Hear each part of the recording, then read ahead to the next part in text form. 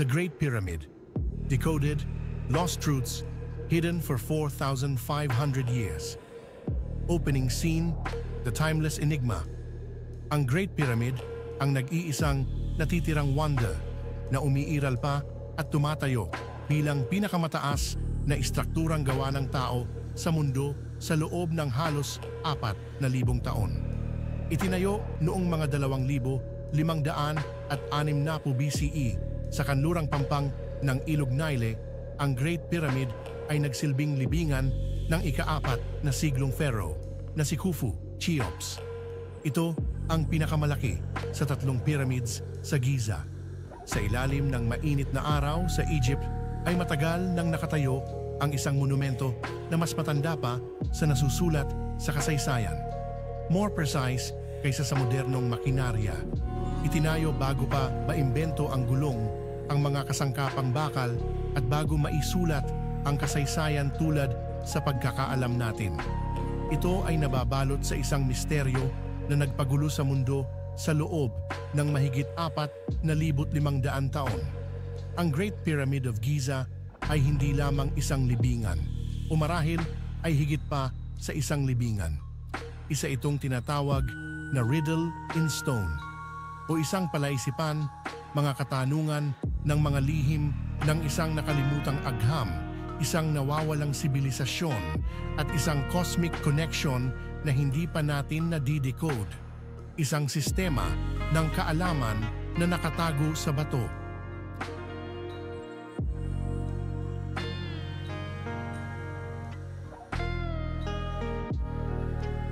The birth of a monument. 2,560 before Common Era. Ang taon ay 2,560 before Common Era. Sa kanlurang pampang ng Nile, si Pharaoh Khufu ay nagpatayo ng isang istruktura na kakaiba sa anumang makikita sa buong mundo, na ginamitan ng mahigit sa 2,000,000 block ng limestone. Bawat isa ay tumitimbang ng hanggang 80 tonelada, na sa magpahanggang ngayon ay may malaking katanungan kung paano nila nakuha at na-transport sa eksaktong lokasyon. Ngunit narito ang palaisipan. Walang tiyak na katibayan kung paano nila ito ginawa. Walang mga blueprint, walang mga detalyadong tala, mga guhit sa bato lang na nag-iwan ng malaking katanungan. Iminungkahi ng mga kamakailang pag-aaral ang paggamit ng mga pasimula at sa matalinong mga kagamitan gaya ng plumb bobs, water level at mga bituin. Isang pangkat hindi ng mga alipin, kundi sinanay na mga manggagawa, posibleng mga matematiko at astronomo ang tunay na mga inhinyero ng kamanghamanghang ito.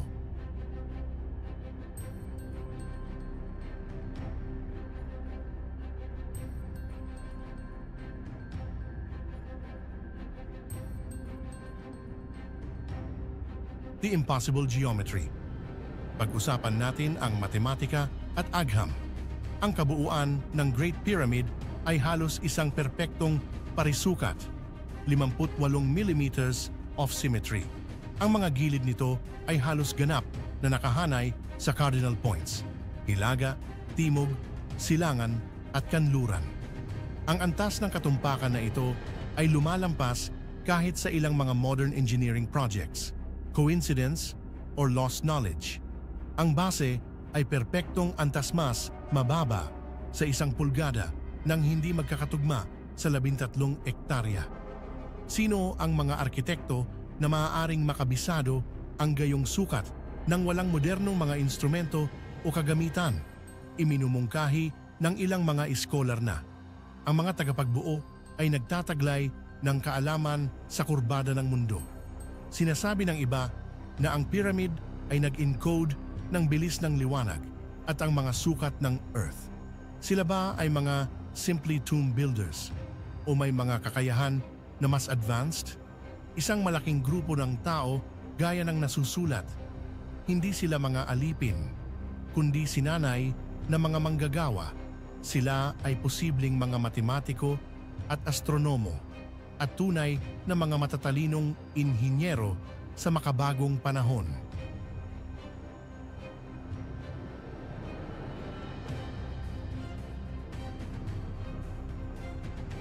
ang mahiwagang inner chambers. Ayon sa kasaysayan, tinawag ng mga Egyptologists ang pyramid bilang isang libingan para kay Pharaoh Khufu. Ngunit hinahamon ito ng mga bagong ebidensya. Walang nakitang bangkay, walang mga nakalibing na artifact. Sa halip, may nakita kaming kakaiba, mga shaft na nakahanay na katulad sa bituin na Sirius at Orion's Belt. Sa loob ay mararanasan mo ang nakakabinging katahimikan. The King's Chamber, Queen's Chamber at Grand Gallery, bawat isa ay hinulma mula sa granite stone at nakahanay sa nakapagtatakang perpektong posisyon. Ngunit kung ating pakaiisipin ay ano ang kahalagahan? Noong 2017, gumamit ang mga siyentipiko ng cosmic ray muon upang masilip ang loob ng pyramid at natuklasan ang isang nakatagong cavity sa itaas ng Grand Gallery. Isang espasyo na 30 metro ang haba, hindi nagalaw sa loob ng napakahabang panahon. Walang gamit, walang mga artifact, kawalan lang ng laman. Ano ang nasa loob? Bakit ito nakatago at para saan ito?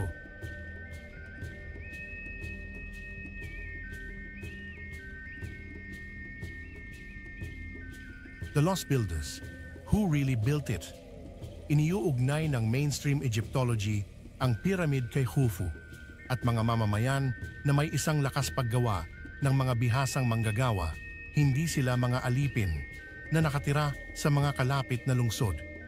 Ngunit paano kung ang pyramid ay hindi naitayo sa loob ng 20 taon, gaya ng nasusulat? What if it predates Khufu entirely? Ang ilang mga radikal na mananaliksik ay nagmumungkahi na ang pyramid ay minana ng mga Egyptians na itinayo ng isang pre-dynastic na sibilisasyon na ang kaalaman ay nabura ng isang cataclysmic na kaganapan.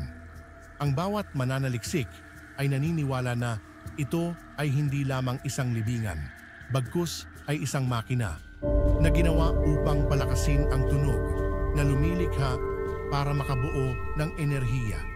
Nilikha kamakailan ng mga acoustic engineer ang mga frequency sa loob ng King's Chamber at ang mga resulta ay nakamamanghang mga standing waves, harmonics at potensyal na ebidensya ng sinaunang pag-aaral sa sound physics.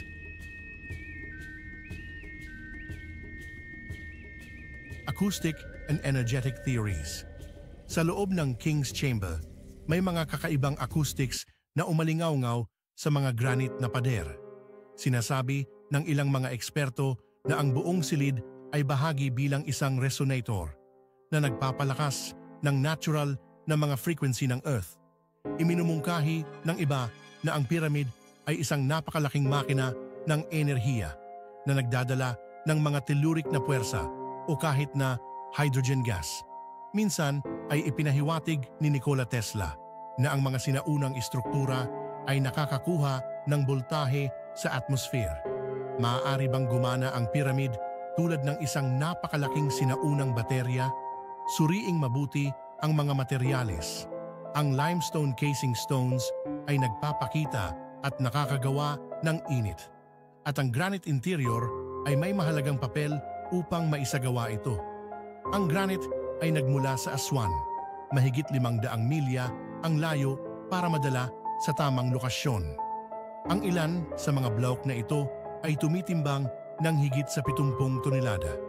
Ngunit narito ang mas malalim na sikreto. Ang granite ay naglalaman ng quartz. At ang quartz ay nagba-vibrate kapag napapailalim sa pressure. Ito ay piezoelectricity. Itinayo ba ang pyramid na ito bilang isang resonant na istruktura, isang buhay na baterya? Maaari ba itong gumamit at mag-imbak ng enerhiya mula sa Earth mismo?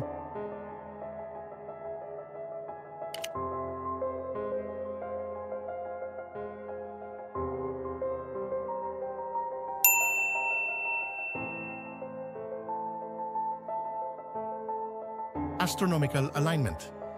Ang pyramid ay hindi lamang nakahanay sa Earth, at katulad ng nabanggit na ito ay nakahanay sa mga bituin, sa partikular na Orion's Belt. Sa sinaunang mitolohiya ng Egyptian, ang Orion ay nauugnay kay Osiris, ang Diyos ng kabilang buhay. Ang tatlong piramid ng Giza ay sumasalamin sa mga bituin ng Orion's Belt, kahit na ang mga shaft sa King's Chamber ay direktang tumuturo sa mga konstelasyon na may kadahilanan at may kabuluhan sa sinaunang kosmolohiya. Hindi ito sinasadya, ito ay isang makinarya na nag-uugnay sa langit at lupa. Stolen knowledge or shared legacy. Paano kung ang kaalamang ito ay hindi matuklas ng tao, bagkus ito ba ay itinago lang? Ang mga sinaunang teksto mula sa Greece, India at Mesopotamia ay tumutukoy sa mala pyramid na kaalaman. Ang mga kultura bang ito ay konektado ng isang nakalimutang agham? Ang mga pyramids ba ay bahagi ng isang pandaigdigang network? Ito ba ay isang ibinahaging wikang arkitektura upang patatagin ang pag-ikot ng enerhiya ng Earth? O upang mapanatili ang kaalaman mula sa isang nawawalang mundo?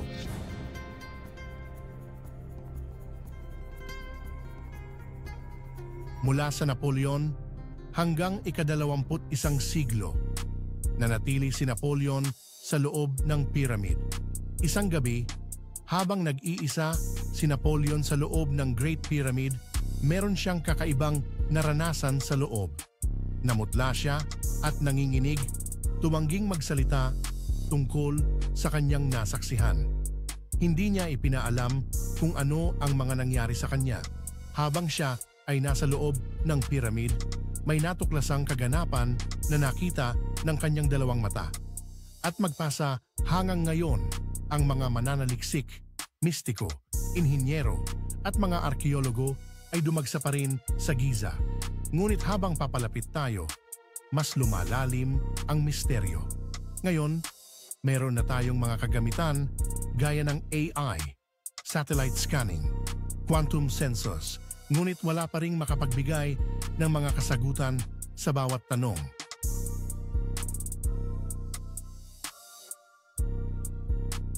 The legacy we ignore. Habang naglalakbay at nagpupunta ang mga turista sa mga bato, ay sumisigaw at nag-uusap ang karamihan sa labas, nakakalimutan natin ang tunay na kasaysayan ng pyramid. Ito ay nagbibigay ng isang malaking katanungan. Sino tayo bago nagsimula ang kasaysayan? Anong kaalaman ang nawala sa atin nang bumaha ang tubig at umapaw ang ilog Nile? Sa mga pampang nito, sa huling pagkakataon ay nilamon ng disyerto ang sarili nitong alaala. Ano ang matututunan natin sa napakalaking istrukturang ito ngayon? Ito ba ay tunay na pag-unlad at patungo sa bagong teknolohiya, kundi walang hanggang pag-aaral tulad ng precision, collaboration, vision, sustainability? Ito ay binuo para magtagal sa alaala upang ipaalam sa buong milenya ng tao. Paano kung ilapat natin ang parehong antas ng pag-iintindi at pangangalaga sa kung paano natin binuo ang ating mundo ngayon?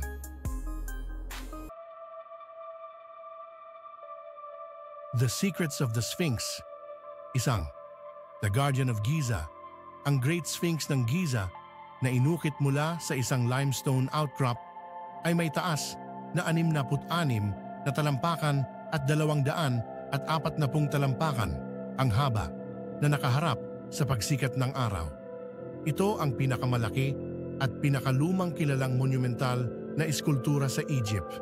Ngunit walang nakakaalam ng eksaktong nagtayo nito. At bakit? Karamihan sa mga Egyptologist ay naniniwala na ang Sphinx ay itinayo noong mga 2,500 bago ang Common Era para kay Pharaoh Khafre na siya ring nagtayo ng pangalawang pyramid ng Giza. Ngunit nakakagulat, walang mga inscriptions sa Sphinx na nagpapangalan sa lumikha nito. Ito ay hindi kailanman binanggit sa mga hieroglyphs ng lumang kaharian.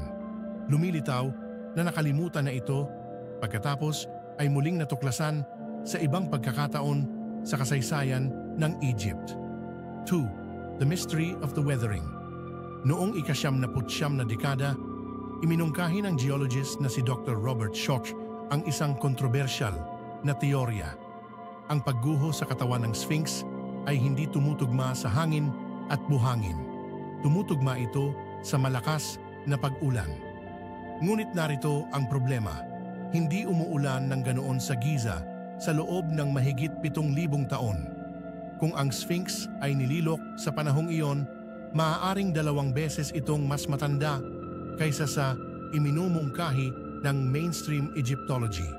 Ito ay nagpapahiwatig ng pagkakaroon ng isang nawawalang sibilisasyon bago ang Dynastic Egypt, isang nakalimutang kabanata ng kasaysayan ng tao. 3.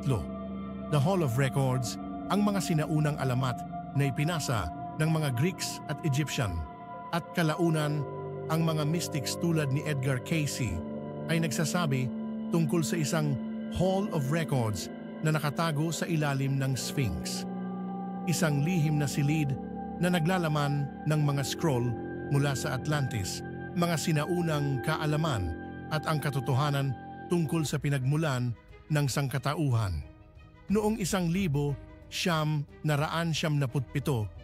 ginamit ng gobyerno ng Egypt at mga mananaliksik ang ground-penetrating radar at nakakita ng mga anomalies, mga rectangular void sa ilalim ng mga paa ng Sphinx. Ngunit ang mga opisyal na paghuhukay ay hindi kailanman pinahintulutan. Hanggang sa ngayon, ang sinasabing silid ay nananatiling hindi pa nagalaw o wala pang nakakakita kung ano ang nasa loob. 4. The missing nose and altered face. Ang pinag-uusapang ilong ng Sphinx ay nawawala, ngunit kung paano ito nawala ay pinagtatalunan pa rin. Sinasabi ng ilan na pinasabog ito ng mga tropa ni Napoleon Bonaparte. Sinasabi ng iba na ito ay sinira at tinungkab noong sinaunang panahon. Mas nakakaintriga, ang mukha ng Sphinx ay hindi lubos na tumutugma kay Pharaoh Khafre. Ang ilang mga iskolar ay naniniwala na ito ay muling inukit mula sa isang naunang monumento.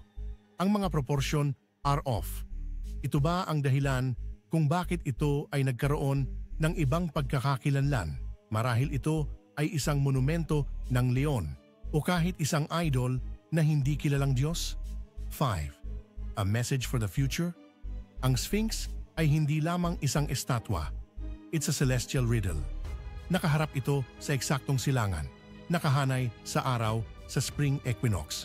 Ang ilan ay naniniwala na ito ay kumakatawan sa Leo, ang layon, at maaaring marka ng orasan at sinadya upang masagot ang mga nawawalang katotohanan. Ang katahimikan nito ay maaaring hindi nangangahulugan ng kawalan ng kaalaman. Maaaring mga hulugan ito ng mga lihim na naghihintay para muling matuklasan.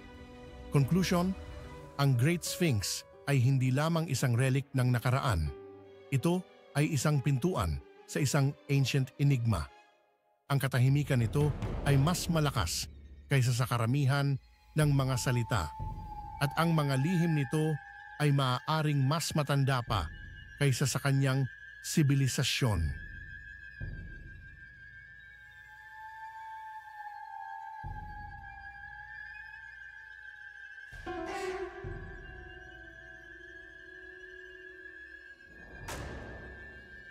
Final thoughts.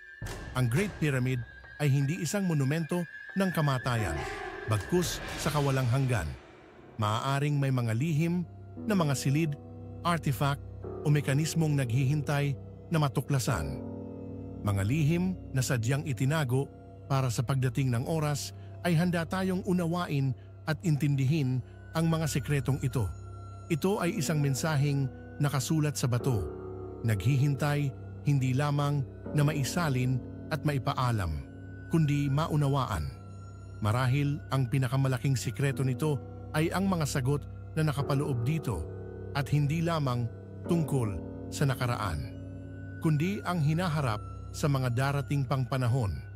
Ang Great Pyramid ay nananatiling isang bugtong, isang obra maestra ng engineering, isang monumento sa potensyal ng tao, at marahil ito ay isang mensahe na sinisimulan pa lang nating i-decode o tuklasin. Ang mga lihim ng Great Pyramid ay hindi nakabaon sa buhangin. Nakatago ang mga ito sa simpleng paningin, nakaukit sa mga anggulo, naka-encode sa bato, naghihintay sa mga naglalakas loob na tuklasin at aralin ng husto ng mas malalim. Hindi ito ang katapusan. Ito ay simula pa lamang, kaya habang lumulubog ang araw sa likod ng mga sinaunang mga bato ng Giza, pakatandaan, ang ilang mga misteryo ay hindi nilalayong lutasin. Bagkus ito ay kailangan na unawain mo lamang. Ang Great Pyramid ay hindi lamang nagbabantay sa nakaraan. Hinahamon nito ang hinaharap. Ang tanong ngayon ay, patuloy ka bang maglalakad sa disyerto o magsisimula ka ng manaliksik sa loob ng monumento? Hindi dito nagtatapos ang kwento. Dito magsisimula ang iyong paglalakbay. Kung umabot ka sa parting ito ng kwento, sana naman ay may nakuha kang aral at kaalaman. Kaya humihingi ako sa iyo na sana ay huwag mong kakalimutang pindutin ang subscribe button sa ibaba. Maraming salamat sa panunood. Hanggang sa muli, paalam.